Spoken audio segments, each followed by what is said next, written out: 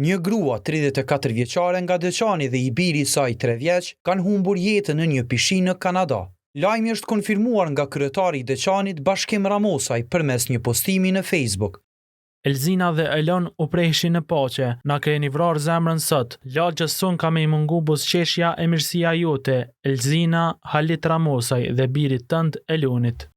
Ramosaj ka thënë se dyshimet janë që fëmia ka rënë në pishinën e shtëpisë ku ka jetuar familja dhe më pas nëna nuk ka arritur ta shpëtojë dhe të dy kanë humbur jetën. Sipas dhënëses së policisë së Montrealit, Caroline Shefrefels, një telefonat në numrin emergjent është bërë rreth orës 21:35 të martën, lidhur me 2 mbytyje të mundshme në një prom pranë kryqëzimit të rrugës 20 dhe rrugës Provost. Oficerët dhe ndihma e shpejtë që mbërritën menjëherë në vend ngjarje gjetën të 2 viktimat, të cilët ishin pa ndjenja, raporton CBC News. Vdekjet janë cilësuar si aksidentale dhe policia e Montrealit e ka transferuar hetimin te zyra e mjekësisë ligjore të Quebec. Shënjestër.net